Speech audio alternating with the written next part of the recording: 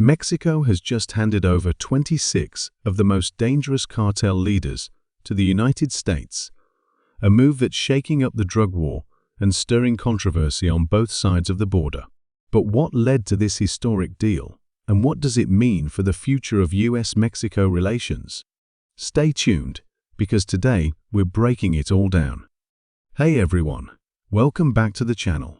Today, we're diving into some huge news out of Mexico, and the US-Mexico has extradited 26 top cartel leaders to America in a deal influenced by the Trump administration.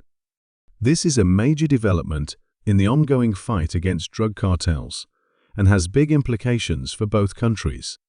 So let's unpack what happened, why it matters, and what comes next. So, what exactly happened? On August 12, 2025, Mexico transferred 26 suspected top cartel figures to the US. Mexican authorities described this not just as an extradition or transfer, but as part of a larger deal. This was the second large-scale extradition this year. Earlier in February, Mexico handed over 29 cartel members accused of serious crimes, including murder and large-scale drug smuggling.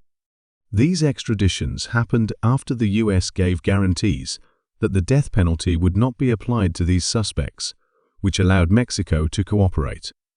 Among those extradited are some well-known names, like Abigail González Valencia, leader of the Los Cuanes cartel and closely linked to the Jalisco New Generation cartel, or CJNG. He is also reportedly the brother-in-law of the CJNG leader, El Mencho. Other notable names include Roberto Salazar, accused in the 2008 killing of a Los Angeles County Sheriff's deputy, and Servando La Tuta G. Mezzi Martinez, the former head of the Knights Templar cartel.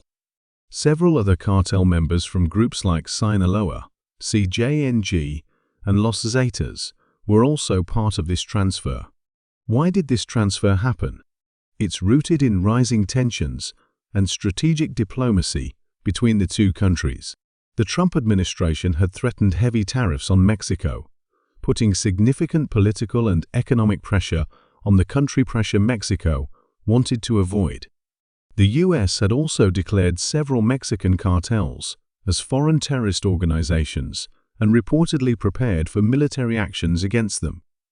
Meanwhile, Mexican President Claudia Sheinbaum agreed to cooperate but firmly maintained Mexico's sovereignty, refusing to allow any US military intervention on Mexican soil. What does this mean for both countries? For the US, this is a bold step toward neutralizing the top leaders of dangerous cartels. By promising not to seek the death penalty, the US made this cooperation smoother politically. Ambassador Ronald Johnson even described this move as an improvement in security for both nations. For Mexico, President Sheinbaum found a way to avoid the economic fallout from US trade threats. However, critics within Mexico question whether this will actually put meaningful pressure on cartels or just disrupt their leadership temporarily. Historically, cartels tend to be resilient, and when leaders are removed, the next in line often takes over. From a geopolitical perspective, this extradition signals that bilateral relations between the US and Mexico are now deeply intertwined with trade policies and law enforcement tactics.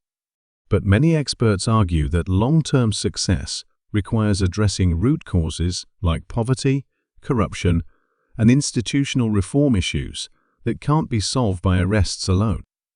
What might happen going forward?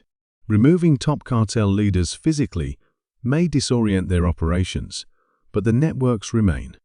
Cartels have become decentralized and may adapt by promoting new leaders. The legal and intelligence coordination between Mexico and the US seems to be improving, though Mexico remains clear about protecting its sovereignty. In the US, this move is generally popular. People like seeing a hard stance on drug-related violence. In Mexico, reactions are mixed. Some appreciate the focus on national security, while others worry about perceived external pressure and interference. For a lasting solution, Mexico needs judicial reforms, stronger anti-corruption measures, and investment in social programs like education and job creation. So, that was today's important update on August 12, 2025. Mexico extradited 26 high-ranking cartel figures to the US as part of a deal under pressure from the Trump administration. What do you think about this? Let me know in the comments below. If you want us to dive deeper into topics like cartel politics, bilateral law enforcement cooperation, or the long-term impact on Mexico's crime landscape, don't forget to like and subscribe. See you in the next video. Until then, take care. That's all for today's update on the extradition of these cartel leaders. What do you think? Will this deal weaken the cartels or just shake things up temporarily? Let me know your thoughts down below.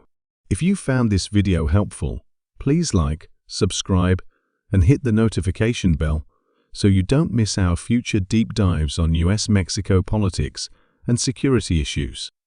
Thanks for watching, and I'll see you in the next one.